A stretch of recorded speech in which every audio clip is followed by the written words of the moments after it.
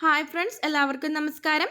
ഇന്നത്തെ ക്ലാസ്സിൽ നമ്മൾ സോഷ്യോളജി ആൻഡ് സോഷ്യോളജിക്കൽ ഇമാജിനേഷൻ എന്ന് പറയുന്ന രണ്ട് ടോപ്പിക്കാണ് നോക്കാൻ പോകുന്നത്. വളരെ ഇമ്പോർട്ടൻ്റ് ആണ്, ബേസിക് ആയിട്ടുള്ള കാര്യങ്ങളാണ് ഇന്നത്തെ വീഡിയോയിൽ നമ്മൾ ഡിസ്കസ് ചെയ്യുന്നത്. എന്താണ് sociology? Sociology is the scientific study of society. സിമ്പിളായിട്ട് പറയുകയാണെന്നുണ്ടെങ്കിൽ ശാസ്ത്രീയമായ പഠനമാണ്. എന്തിൻ്റെ പഠനമാണ്? സമൂഹത്തെക്കുറിച്ചുള്ള. അപ്പോൾ സമൂഹത്തെക്കുറിച്ചുള്ള ശാസ്ത്രീയമായിട്ടുള്ള പഠനത്തെയാണ് എന്തെന്ന് പറയുന്നത്? സോഷ്യോളജി എന്ന് പറയുന്നത്. സോഷ്യോളജി എന്ന വാക്ക് ഡിറൈവ് ചെയ്ത് വന്നിട്ടുള്ളത് ലാറ്റിൻ ആൻഡ് ഗ്രീക്ക് വേർഡ്സിൽ നിന്നുമാണ്. ഓക്കെ, ലാറ്റിൻ ആൻഡ് ഗ്രീക്ക് വേർഡ്സിൽ നിന്നുമാണ് സോഷ്യോളജി എന്ന പദം ഡിറൈവ് ചെയ്ത് വന്നിട്ടുള്ളത്. സോഷ്യോസ് എന്ന ലാറ്റിൻ പദവും അതുപോലെ തന്നെ ലോഗോസ് എന്ന ഗ്രീക്ക് പദവും. സോഷ്യോസ് എന്ന് പറഞ്ഞു കഴിഞ്ഞാൽ എന്താണ്? സൊസൈറ്റി അല്ലെങ്കിൽ കമ്പാനിയൻ, അസോസിയേറ്റ് എന്നൊക്കെയാണ് അർത്ഥം വരുന്നത്. ലോഗോസ് എന്ന് പറഞ്ഞു കഴിഞ്ഞാൽ സ്റ്റഡി അല്ലെങ്കിൽ സയൻസ് എന്നാണ് അർത്ഥമാക്കുന്നത്. പിന്നെ കുറച്ച് ബേസിക് കാര്യങ്ങൾ പറയുകയാണെങ്കിൽ സോഷ്യോളജിയുടെ ഫാദർ ആരാണെന്ന് ഇമ്പോർട്ടൻ്റ് ആയിട്ട് പഠിച്ചു വെച്ചേക്കുക, എക്സാമുകൾക്ക് ചോദിക്കാം. അഗസ്തേ കോംതെയാണ് സോഷ്യോളജിയുടെ ഫാദർ. ഇദ്ദേഹം തന്നെയാണ് മോഡേൺ സോഷ്യോളജിയുടെ ഫൗണ്ടർ എന്നും അറിയപ്പെടുന്നത്. ആരാണ്? അഗസ്തേ കോംതെയാണ് ഫാദർ ഓഫ് സോഷ്യോളജി, അതുപോലെ തന്നെ ഫൗണ്ടർ ഓഫ് മോഡേൺ സോഷ്യോളജി. ഇതുകൂടാതെ മദർ ഓഫ് സോഷ്യോളജി ഉണ്ട് കേട്ടോ, അതും ഒന്ന് ജസ്റ്റ് പഠിച്ചു വെച്ചേക്കുക. ഹാരിറ്റ് മാർട്ടിനോ ആണ് മദർ ഓഫ് സോഷ്യോളജി. ആരാണ്? Harriet Martino. ഒന്നുകൂടെ പറയാം, ഫാദർ ഓഫ് സോഷ്യോളജി ആരാണ്? അഗസ്തേ കോംതെ ആണ്. മദർ ഓഫ് സോഷ്യോളജി ആരാണ്? Harriet Martino. ഇനി അടുത്തതായിട്ട് നമ്മൾ നോക്കുന്നത് ഇമ്പോർട്ടൻ്റ് ആയിട്ടുള്ള ഡെഫിനിഷൻ ആണ് കേട്ടോ. സോഷ്യോളജിയുടെ ഇമ്പോർട്ടൻ്റ് ആയിട്ടുള്ള ഡെഫിനിഷൻ. അത് പറയുന്നതിന് മുമ്പ് നമ്മൾ ആദ്യം പറഞ്ഞിരുന്നില്ലേ, ഇമ്പോർട്ടൻ്റ് ആയിട്ടുള്ള ഒരു കാര്യം എന്താണെന്ന് വെച്ച് കഴിഞ്ഞാൽ സൊസൈറ്റിയെ കുറിച്ചിട്ടുള്ള പഠനമാണ് സോഷ്യോളജി എന്ന് പറയുന്നത്. അപ്പോൾ എന്താണ് ഈ society? Society is A group of people who live together in A common area and share A common culture. ഒരു കൂട്ടം ആൾക്കാർ ഒരു കോമൺ ഏരിയയിലും ഒരു കോമൺ കൾച്ചറോടും കൂടി ജീവിക്കുന്നുണ്ടെങ്കിൽ അതിനെ നമ്മൾ സൊസൈറ്റി എന്നാണ് പറയുന്നത്. ഓക്കെ, സൊസൈറ്റി എന്ന് പറഞ്ഞാൽ എന്താണ്? It is A group of people. ആ ഗ്രൂപ്പ് ഓഫ് പീപ്പിളിലെ ആൾക്കാർ എങ്ങനെയാണ്? അവരൊരു കോമൺ ഏരിയയിൽ താമസിക്കും, അതുപോലെ തന്നെ അവർക്കൊരു കോമൺ കൾച്ചർ ആയിരിക്കും ഉണ്ടായിരിക്കുക. Sociologists are interested in understanding how societies are organized, how they function and how they change over time. ഇപ്പോൾ സോഷ്യോളജിസ്റ്റ് ആയിട്ടുള്ള ആൾക്കാരുടെ ഇൻട്രസ്റ്റ് ആയിട്ടുള്ള ഏരിയ എന്ന് പറയുന്നത് ഇത്തരത്തിൽ സൊസൈറ്റി എങ്ങനെ ഓർഗനൈസ് ചെയ്തിരിക്കുന്നു, അതുപോലെ ഈ സൊസൈറ്റികൾ എങ്ങനെ ഫങ്ഷൻ ചെയ്യുന്നു, and how they change over time. കാലക്രമേണ എങ്ങനെയാണ് സൊസൈറ്റികൾ മാറുന്നത്, ഇതെല്ലാമാണ് ആര് നോക്കുന്നത്? സോഷ്യോളജിസ്റ്റ് നോക്കുന്നത്. അപ്പം നമുക്ക് ഡെഫിനിഷൻ പറയാനല്ലേ നമ്മളിതെല്ലാം പറഞ്ഞത്. ഇനി സിമ്പിളായിട്ടുള്ള ഡെഫിനിഷൻ അല്ല, പകരം സോഷ്യോളജിസ്റ്റുമാർ നൽകിയിട്ടുള്ള ഡെഫിനിഷനാണ് നമ്മൾ നോക്കുന്നത് കേട്ടോ. സോഷ്യോളജിസ്റ്റുകാർ നൽകിയിട്ടുള്ള ഡെഫിനിഷൻസ് ഒത്തിരി ഡെഫിനിഷൻസ് ഉണ്ട്, ഒരുപാട് ഡെഫിനിഷൻസ് നമുക്ക് പഠിക്കാനുണ്ട്. എന്നാലും കുറച്ചെങ്കിലും നമ്മൾ ഇമ്പോർട്ടൻ്റ് ആയിട്ട് നോക്കി വെച്ചേക്കുക. അഗസ്തേ കോംതെ, മാക്സ് വെബർ, ദുർക്കീം, വാൾ, ഇത്രയും പേര് നൽകിയിട്ടുള്ള ഡെഫിനിഷൻസ് കുറച്ച് ഇമ്പോർട്ടൻസ് കൂടുതലായിട്ട് കൊടുത്ത് നമ്മൾക്ക് പഠിക്കാം. ഇവിടെ ഇപ്പുറത്തെ ഒരു ബോക്സിൽ ഞാൻ കുറച്ച് ഡെഫിനിഷൻസ് ഒക്കെ കൊടുത്തിട്ടുണ്ട്, അതും ഇമ്പോർട്ടൻ്റ് ആണ്, ജസ്റ്റ് നോക്കാം. ഈ 4 പേരുടേതും ഒന്ന് കുറച്ചധികം ഇമ്പോർട്ടൻസ് കൊടുത്ത് പഠിച്ചോളൂ. ഇപ്പോൾ അഗസ്റ്റ് കോംതിൻ്റെ ഡെഫിനിഷൻ എന്തായാലും നമ്മളൊന്ന് പഠിച്ചു വെച്ചേക്കണ കാര്യം എന്താണ്? Is the founder of sociology, അല്ലെ ഫാദർ ഓഫ് സോഷ്യോളജി എന്നറിയപ്പെടുന്ന വ്യക്തിയാണ്. അപ്പോൾ ഇദ്ദേഹം എന്താണ് പറയുന്നത്? Sociology it is the science of social phenomena subject to natural and invariable laws, the discovery of which is an object of investigation. ഇങ്ങനെയാണ് Auguste കോംതിൻ്റെ definition എന്ന് പറയുന്നത്. സോഷ്യൽ ഫിനോമിനയെ ബന്ധപ്പെടുത്തിയാണ് ഇദ്ദേഹം ആ ഡെഫിനിഷൻ പറഞ്ഞിരിക്കുന്നത്. സോ ഒന്നുകൂടി പറയാം, it is the science of social phenomena subject to natural and invariable laws, discovery of which is an object of investigation. അടുത്തത് മാക്സ് വെബറിൻ്റെ ഡെഫിനിഷനാണ്. ഇതും ഇമ്പോർട്ടൻ്റ് ആയിട്ട് നോക്കി വയ്ക്കാം. മാക്സ് വെബർ ഒരു ഇമ്പോർട്ടൻ്റ് ആയിട്ടുള്ള ജർമ്മൻ സോഷ്യോളജിസ്റ്റ് ആണ് കേട്ടോ. Auguste Comte father of sociology ആയതുകൊണ്ട് തന്നെ ആ ഡെഫിനിഷൻ നമ്മളൊന്ന് നോക്കി വെച്ചേക്കാം. മാക്സ് വെബറിൻ്റെ ഡെഫിനിഷൻ എന്താണ്? It is a science which attempts the interpretive understanding of social action.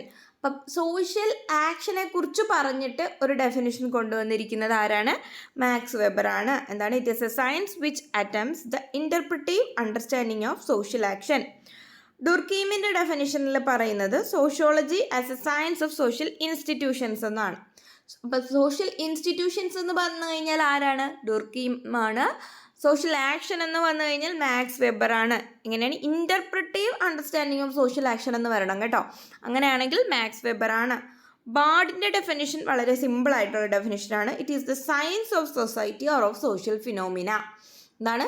It is the science of society or of social phenomena. വേറെ കുറച്ച് ഡെഫിനിഷൻസ് കൂടി ഇതിൽ പറയുന്നുണ്ട് കേട്ടോ. ഗിൻസ്ബർഗിൻ്റെ, അതുപോലെ തന്നെ ഓക്ബേൺ ആൻഡ് നിംകോഫിൻ്റെ ഡെഫിനിഷൻ പറയുന്നുണ്ട്. കിംബാൾ യങ്ങിൻ്റെ ഡെഫിനിഷൻ പറയുന്നുണ്ട്. അപ്പം ഇതെല്ലാം നമ്മളൊന്ന് ജസ്റ്റ് ഒന്ന് വായിച്ച് വെച്ചേക്കുക. ഈ 4 പേരുടേത് വളരെ ഇമ്പോർട്ടൻ്റ് ആയിട്ടൊന്ന് പഠിച്ചേക്കുക. നമുക്ക് കൂടുതലായിട്ട് മറ്റൊരു ക്ലാസ്സിൽ ചെയ്യാം. കാര്യം ഈ ക്ലാസ്സിൽ എല്ലാ ഡെഫിനേഷൻസും നോക്കുകയാണെന്നുണ്ടെങ്കിൽ ഭയങ്കര ലെങ്തി ആയി പോവും. അടുത്ത നമ്മുടെ ടോപ്പിക് എന്ന് പറയുന്നത് സോഷ്യോളജിക്കൽ ഇമാജിനേഷൻ ആണ്. എന്താണ് സോഷ്യോളജിക്കൽ ഇമാജിനേഷൻ? ഈ ഒരു കോൺസെപ്റ്റ് കൊണ്ടുവന്നിട്ടുള്ളത് അമേരിക്കൻ സോഷ്യോളജിസ്റ്റ് ആയിട്ടുള്ള സി റൈറ്റ് മിൽസ് ആണ്. ആരാണ്? സി റൈറ്റ് മിൽസ് ആണ് ഈ ഒരു കോൺസെപ്റ്റ് കൊണ്ടുവന്നിട്ടുള്ളത്. എന്താണ് സോഷ്യോളജിക്കൽ ഇമാജിനേഷൻ എന്ന് പറയുന്ന കോൺസെപ്റ്റ് കൊണ്ടുവന്നിട്ടുള്ളത്? ഇദ്ദേഹത്തിൻ്റെ ഒരു ബുക്കിൻ്റെ പേര് തന്നെ ദ സോഷ്യോളജിക്കൽ ഇമാജിനേഷൻ എന്നാണ്. അപ്പം ഇമ്പോർട്ടൻ്റ് ആയിട്ടുള്ള പോയിന്റ്സ് ആണ്, പഠിച്ചു വച്ചേക്കുക. സോഷ്യോളജിക്കൽ ഇമാജിനേഷൻ എന്ന് പറയുന്ന ആ ഒരു കോൺസെപ്റ്റ് കൊണ്ടുവന്നിട്ടുള്ളത് ആരാണ് എന്ന് ചോദിച്ചാൽ എന്തെന്ന് പറയും? C Wright Mills. അതുപോലെ തന്നെ അദ്ദേഹത്തിൻ്റെ ബുക്കിൻ്റെ പേരെന്താണ്? The sociological imagination. ഈ ബുക്ക് പബ്ലിഷ് ചെയ്തിട്ടുള്ളത് 1959 ഇങ്ങനെ വേണമെന്നുണ്ടെങ്കിലും എടുത്ത് ചോദിക്കാം അല്ലേ. 1959 സി റൈറ്റ് മിൽസ് പബ്ലിഷ് ചെയ്ത ബുക്ക് ദ സോഷ്യോളജിക്കൽ ഇമാജിനേഷൻ. അല്ലെങ്കിൽ ഏത് വർഷമാണ് C Wright Mills sociological imagination എന്ന പുസ്തകം പബ്ലിഷ് ചെയ്തിട്ടുള്ളത്? 1959. എന്താണ് ഈ sociological imagination? It is the ability to connect one's personal experiences to society at large and greater historical forces. ഒരു വ്യക്തിയുടെ പേഴ്സണൽ എക്സ്പീരിയൻസുകളെ സൊസൈറ്റിയുടെ ആ ഒരു ഗ്രേറ്റർ എക്സ്റ്റെൻറ്റിലോട്ട് അല്ലെങ്കിൽ ഒരു ഗ്രേറ്റർ ഹിസ്റ്റോറിക്കൽ ഫോഴ്സിലോട്ട് കണക്ട് ചെയ്യാൻ പറ്റുന്ന ഒന്നിനെയാണ്. സിമ്പിളായിട്ട് പറഞ്ഞു കഴിഞ്ഞാൽ നമുക്ക് ഓരോരുത്തർക്കും ഒരു പേഴ്സണൽ ഒരു പ്രശ്നം ഉണ്ടായിരിക്കും അല്ലെ, പേഴ്സണൽ പ്രോബ്ലം ഉണ്ടായിരിക്കും.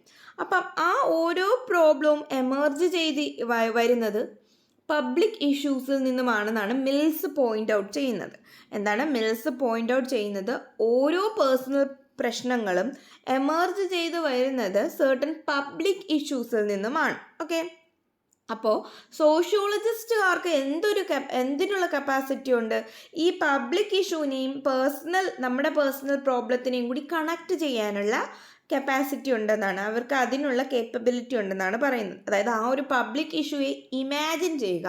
സോഷ്യോളജിക്കൽ ഇമാജിനേഷൻ എന്നാണല്ലോ പറയുന്നത്. അതുകൊണ്ട് ആ ഒരു പബ്ലിക് ഇഷ്യൂവിനെ ഇമാജിൻ ചെയ്ത് അതും നമ്മുടെ പേഴ്സണൽ പ്രോബ്ലവുമായിട്ട് കണക്ട് ചെയ്യുക. ഓക്കെ, ഇതിനെയാണ് ഇദ്ദേഹം എന്തെന്ന് പറഞ്ഞിട്ടുള്ളത്?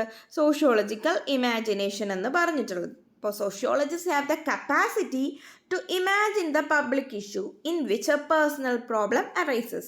This is what he called sociological imagination. The ability to see the impact of massive cultural and historical processes on our private lives. അങ്ങനെയും പറയും, നമ്മുടെ പേഴ്സണൽ അല്ലെങ്കിൽ പ്രൈവറ്റ് ജീവിതത്തിലും ഉണ്ടാകുന്ന കാര്യങ്ങളെ ഒരു മാസീവായിട്ടുള്ള അല്ലെങ്കിൽ ഒരു കൾച്ചറൽ ആൻഡ് ഹിസ്റ്റോറിക്കൽ പ്രോസസ്സിലോട്ട് എന്ത് ചെയ്യാൻ പറ്റും? കണക്ട് ചെയ്യാൻ പറ്റുന്ന ഒരു എബിലിറ്റി അല്ലെങ്കിൽ ability to recognize that solutions to many our most serious social problems lie not in changing the personal situations and characteristics of individual people but in changing the social institutions and roles available to them. അപ്പം ഒരു personal problem, അതായത് നമ്മുടെ ഒരു private problem എന്ന് പറയുന്നത് അതിൻ്റെ ഒരു solution കണ്ടെത്താൻ പറ്റുന്നത് എങ്ങനെയാണ്? ഒരിക്കലും ആ ഒരു പേഴ്സണൽ സിറ്റുവേഷനോ അല്ലെങ്കിൽ നമ്മുടെ തന്നെ ഇൻഡിവിജ്വൽ പീപ്പിളിനെ മാറ്റുന്നത് കൊണ്ടോ ഒന്നുമല്ലെന്നാണ് ഇദ്ദേഹം പറയുന്നത്. പകരം സോഷ്യൽ ഇൻസ്റ്റിറ്റ്യൂഷനെ, അതായത് ഒരു പബ്ലിക് ലെവലിൽ അതൊരു പബ്ലിക് ഇഷ്യൂ ആയി കണ്ട് സോഷ്യൽ ഇൻസ്റ്റിറ്റ്യൂഷനെയും ആ റോൾസ് അവർക്ക് അവൈലബിൾ ആയിട്ടുള്ള ആ റോൾസിനെയും ചേഞ്ച് ചെയ്യുന്നതിലൂടെയാണ് നമ്മുടെ ഈ പേഴ്സണൽ അല്ലെങ്കിൽ പ്രൈവറ്റ് ആയിട്ടുള്ള പ്രോബ്ലംസ് സോൾവ് ചെയ്യാൻ പറ്റുന്നത്. Okay, everyday social life is the product of a complex interplay between societal forces and personal characteristics. നമ്മുടെ ഓരോ ദിവസത്തെയും സോഷ്യൽ ലൈഫ് എന്ന് പറയുന്നത് തന്നെ ഒരു കോംപ്ലക്സ് ആയിട്ടുള്ള ഒരു ഇൻ്റർപ്ലേ നടക്കുന്നുണ്ട്. എന്തൊക്കെ തമ്മിൽ? സൊസൈറ്റൽ ഫോഴ്സസുകൾ തമ്മിലും നമ്മുടെ ഈ പേഴ്സണൽ ലൈഫ് അല്ലെങ്കിൽ പേഴ്സണൽ ക്യാരക്ടറിസ്റ്റിക്സ് തമ്മിലും. അതായത് ഒരു ഇൻഡിവിജ്വലിനെ അല്ലെങ്കിൽ ഒരു സൊസൈറ്റിയെ പഠിക്കണം എന്നുണ്ടെങ്കിൽ അതിനെ അങ്ങനെ വെവ്വേറെയായിട്ട് മാറ്റി നിർത്തി കൊണ്ട് പഠിക്കാൻ പറ്റില്ല. ഒരു സൊസൈറ്റിയെ പഠിക്കണം എന്നുണ്ടെങ്കിൽ ആ സൊസൈറ്റിക്കുള്ളിലുള്ള ഇൻഡിവിജ്വൽസിനെ പഠിക്കണ്ടേ, എന്നാൽ മാത്രമല്ലേ ആ സൊസൈറ്റിയെക്കുറിച്ച് നമുക്ക് മൊത്തത്തിൽ മനസ്സിലാക്കാൻ പറ്റുള്ളൂ. ഒരു ഇൻഡിവിജ്വലിനെ കുറിച്ച് പഠിക്കണം എന്നുണ്ടെങ്കിലും ആ സൊസൈറ്റിയിലെ മുഴുവൻ, ആ ഒരു ബാക്ക്ഗ്രൗണ്ട് മുഴുവൻ നമ്മൾ, ആ ഒരു ഹിസ്റ്റോറിക്കൽ ഫോഴ്സുകൾ മുഴുവൻ നമ്മൾ എടുക്കണം. ഒരു ഇൻഡിവിജ്വലായിട്ട്, ഒരു ഇൻഡിവിജ്വലിസ്റ്റിക് ആയിട്ട് നമുക്ക് പഠിക്കാൻ പറ്റില്ല. കാര്യം അതിന് ചുറ്റുമുള്ള ആ ഒരു സൊസൈറ്റി ആയിരിക്കുമല്ലോ ഈ ഒരു ഇൻഡിവിജ്വലിനെ അങ്ങനെ ഷേപ്പ് ചെയ്യുന്നത്, ഇൻഡിവിജ്വലിൻ്റെ റോളുകൾ ഷേപ്പ് ചെയ്യുന്നത്. അപ്പോൾ രണ്ടും, അതായത് ഈ ഇൻഡിവിജ്വലിനെ അല്ലെങ്കിൽ സൊസൈറ്റി ഇങ്ങനെ മാറ്റി നിർത്തേണ്ട ഒരു കാര്യമല്ല, സെപ്പറേറ്റ് എൻറ്റൈറ്റീസ് ഒന്നുമല്ല. ഒന്നിനെ മനസ്സിലാക്കണമെങ്കിൽ ഉറപ്പായും മറ്റൊന്നിനെയും കൂടി നമ്മൾ എന്ത് ചെയ്തിരിക്കണം, മനസ്സിലാക്കിയിരിക്കണം എന്നാണ് മിൽസ് പറയുന്നത്. Sociological imagination enables you to look at your life. നമ്മുടെ ജീവിതത്തിലോട്ട് നോക്കാനുള്ളൊരു ഇത് തരുന്നു, ഒരു അവസരമാണ്. ആൻഡ് നമ്മുടെ പേഴ്സണൽ ഇഷ്യൂസ് മനസ്സിലാക്കാൻ, അത് മറ്റുള്ളവരിലേക്ക് റിലേറ്റ് ചെയ്യാൻ, അല്ലെങ്കിൽ ഹിസ്റ്ററിയിലോട്ട് റിലേറ്റ് ചെയ്യാൻ, അല്ലെങ്കിൽ സൊസൈറ്റിയിലോട്ട് റിലേറ്റ് ചെയ്യാൻ, സൊസൈറ്റിയിൽ സ്ട്രക്ചറുകളിലോട്ട് റിലേറ്റ് ചെയ്യാനൊക്കെ സാധിക്കണം. അപ്പോഴാണ് എന്താവുന്നത്, ഇത് സോഷ്യോളജിക്കൽ ഇമാജിനേഷൻ ആകുന്നത്. സോഷ്യോളജിസ്റ്റിനാണ് ഇത്തരത്തിലുള്ളൊരു കേപ്പബിലിറ്റി ഉള്ളത്. എന്തിനുള്ള? സോഷ്യോളജിക്കലി ഇമാജിൻ ചെയ്യാൻ പറ്റുന്നൊരു കേപ്പബിലിറ്റി ഉള്ളത്. പിന്നെ ഇതും കൂടി നോക്കുക, ഇതൊരു ഡെഫിനിഷൻ, ഇതും പഠിച്ചു വച്ചേക്കുക. സോഷ്യോളജിക്കൽ ഇമാജിനേഷൻ എന്താണ് സി റൈറ്റ് മിൽസിൻ്റെ അഭിപ്രായത്തിൽ?